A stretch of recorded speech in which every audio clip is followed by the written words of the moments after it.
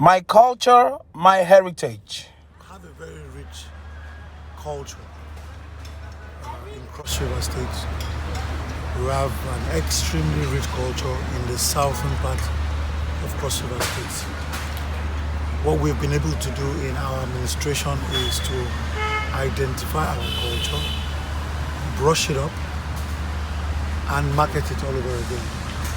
We have done well in the past 6 years of Senator Professor Benayade's administration.